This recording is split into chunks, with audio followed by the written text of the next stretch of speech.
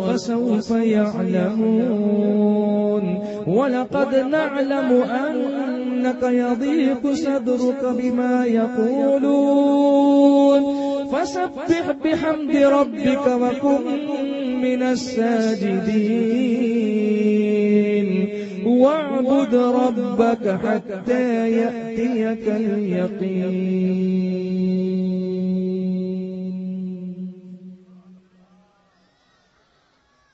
کتنا اچھا لگ رہا تھا جب آپ گردن جھکا کے سن رہے تھے. کاش ایسا ہو کہ ہماری ہر محفل میں جب قرآن پڑھا جائے تو ہماری گردنیں ادب سے جھک جائیں. کیا اس عادت پر عمل کرو گے انشاءاللہ؟ اس کو عادت بناؤ گے؟ ہمیشہ کرو گے انشاءاللہ؟ عام طور پر ہمارے جلسے شروع ہوتے ہیں، کوئی نہ کوئی قرآن شریف پڑھتا ہے، ارے بھائی ابھی قرآن خوانی تھوڑی سی کر لو، کسی کو بٹھا دو، تلاوت ہو جائے گی، جب تک ہم یہ ایڈجسٹ کر دیں گے وہ ایڈجسٹ، سارے لوگ ایڈجسٹ ہی کرتے رہتے ہیں اور وہ بیچارہ قرآن پڑھتا رہتا ہے. تو یہ احترام نہیں نظر آتا. جب غیر مسلم دیکھے گا کہ تم اپنے اللہ کی کتاب کلام کا احترام نہیں کرتے تو وہ تمہارا احترام کیسے کرے گا؟ پریکٹیکل بنو. Show them that you respect this book. بتاؤ ان کو کہ ہم اس کتاب کا کتنا احترام کرتے ہیں کہ جب اللہ کا کلام سنا جائے تو خاموش ہو کر سر جھکا کر اسے سنتے ہیں. اس عادت کو اپنا لو آج کی مجلس میں. بولو انشاءاللہ. ہاتھ اٹھا کر بولو. سب عمل کرو گے انشاءاللہ؟ عورتیں مرد سب عمل کریں گے انشاءاللہ.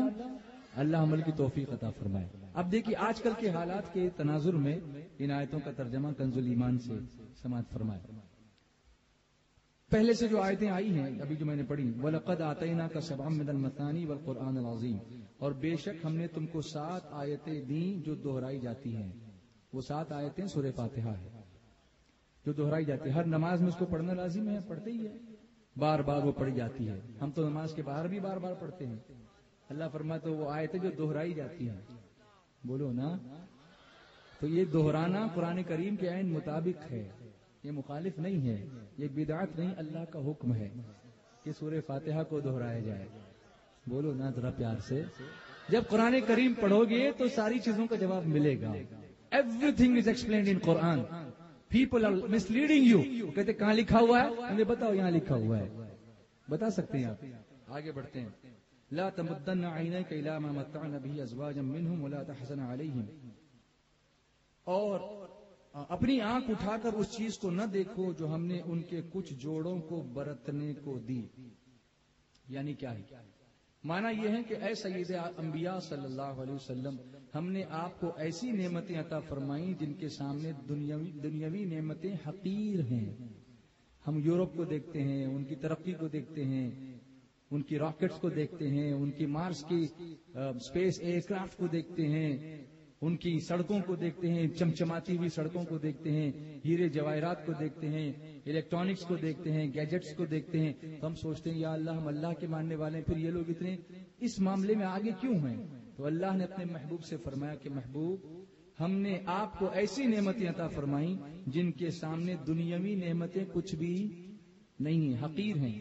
تو آپ متاع دنیا سے مستغنی رہیں، بے پرواہ رہیں اس سے جو یہود و نصارہ وغیرہ مختلف قسم کے کافروں کو دی گئی. حدیث شریف میں ہے سرور عالم صلی اللہ علیہ وسلم نے فرمایا کہ وہ ہم میں سے نہیں ہے جو قرآن کی بدولت ہر چیز سے مستغنی نہ ہو گیا.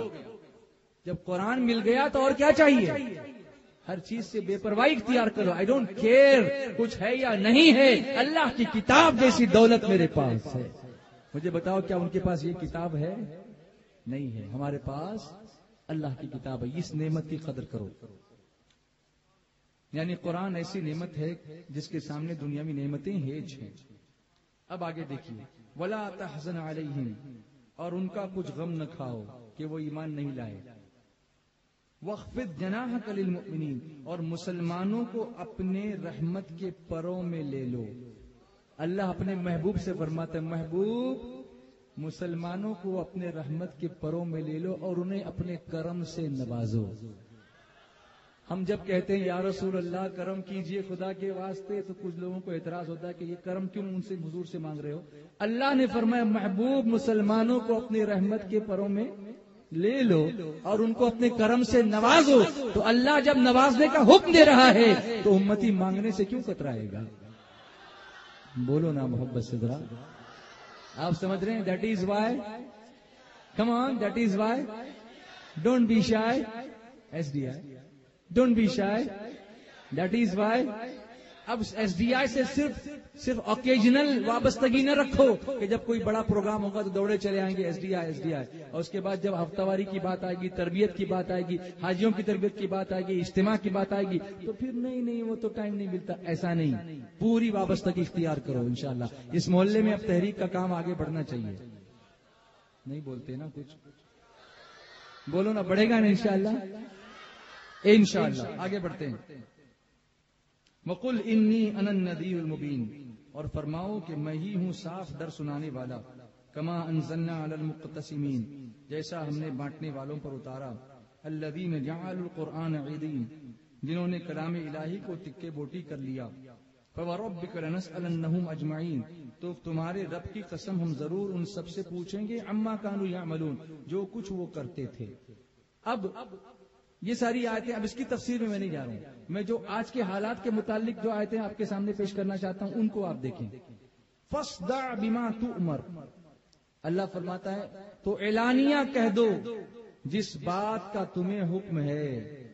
وَأَعْرِضْ عَنِ الْمُشْرِكِينَ, اور مشرکوں سے منہ پھیر لو. یعنی علل اعلان دعوت دینے کا حکم اس آیت کے ذریعے سے دیا گیا. کسی کو اچھا لگے یا برا لگے, ان سے منہ پھیر لو. انہیں اچھا لگتا ہے تو لگتا ہے ٹھیک ہے, نہیں لگتا ہے تو کوئی بات نہیں, تم حق کا اعلان کرو. یہ اللہ تعالیٰ اپنے محبوب سے فرمایا. اب ہوگا یہ کہ جب تم دعوت دو گے دین کی تو وہ تم پر ہنسیں گے, تانے دیں گے, باتیں کسیں گے, گستاخیاں کریں گے, چڑھائیں گے, الگ الگ چیزوں سے تکلیف دیں گے. تو اللہ فرماتا ہے سنو محبوب, انا کفیناک المستہزئین, بے شک ان ہنسنے والوں پر ہم تمہیں کفایت کرتے ہیں. میں تمہارے لیے کافی ہوں, وہ ہنسیں یا کچھ کریں میں بچانے کے لیے کافی ہوں. اللہ فرماتا ہے محبوب تمہیں غم زدہ ہونے کی ضرورت نہیں ہے, میں ہوں تمہارے لیے, میں تمہاری کفایت کروں گا, میں تمہاری حفاظت کروں گا, فرماؤں گا. اور آگے فرمایا ایک آیت کے بعد اور فرمایا وَلَقَدْ نَعْلَمُ أَنَّكَ يَضِيقُ صَدْرُكَ بِمَا يَقُولُونَ, اور بے شک ہمیں معلوم ہے کہ ان کی باتوں سے تم دل تنگ ہوتے ہو. ان کی باتوں سے تمہارا دل چھوٹا ہوتا ہے. جب حضور کے بارے میں کچھ کہیں گے تو ہمارا بھی دل تنگ ہوتا ہے کہ ہمارے آقا کے بارے میں ایسا کہتے ہیں تو ہم کو کرنا کیا چاہیے. آگے حکم دیا دیکھیے, فرمایا فَسَبِّحْ بِحَمْدِ رَبِّكَ وَكُن مِّنَ السَّاجِدِينَ, تو اپنے رب کو سراہتے ہوئے اس کی پاکی بولو اور سجدے والوں میں ہو جاؤ. یعنی سبحان اللہ بولو اور سجدہ کرنے والے بن جاؤ. اللہ کی تسبیح کرو اور نماز میں سجدے میں سر جھکانے والے بن جاؤ. کوئی اگر گستاخی کرتا ہے تو اس کا سیدھا جواب یہ ہے کہ تم عمل کرنے والے بن جاؤ. کیا آپ کریں گے انشاءاللہ؟ احتجاج کرنا ہوگا, جلسے میں نکلیں گے الگ بات ہے, لیکن مسجد میں بھی نظر آنا چاہیے, نماز میں بھی نظر آنا چاہیے. گالی گلوچ کو چھوڑ کر تسبیح اللہ کی پڑھنی چاہیے, درود و سلام کی کثرت کرنی چاہیے. یہ جواب ہوگا ان کا کہ جتنا تم چڑھاؤ گے اتنا ہم مصطفیٰ کا ذکر زیادہ کرتے چلے جائیں گے. حشر تک ڈالیں گے ہم پیدائش مولا کی دھوم, مثل فارس نجد کے قلعے گراتے جائیں گے.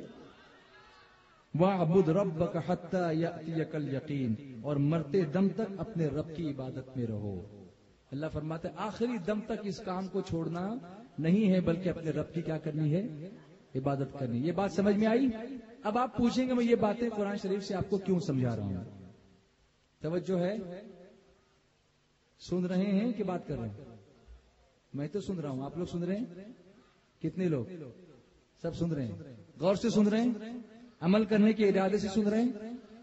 اب کبھی کبھی ایسا ہوتا ہے, میں نعت شریف اور سنانے والا ہوں, لیکن کچھ بات بتانے کے بعد ایک بہت امپورٹنٹ بات آپ کو بتانے جا رہا ہوں جس سے آپ کا ایمان تازہ ہو جائے گا. کبھی کبھی ایسا ہوتا ہے کہ لوگ اس لیے قرآن شریف کی تلاوت نہیں کرتے کہ وہ سمجھتے ہیں ہمیں جب کچھ سمجھ میں نہیں آتا تو پڑھ کے کیا فائدہ. سنو, دنیا کی کوئی کتاب ایسی نہیں جس کو بغیر سمجھے پڑھنے کا فائدہ ہو, لیکن قرآن وہ کتاب ہے جس کو صرف تلاوت کرو گے تب بھی ثواب ضرور ملے گا.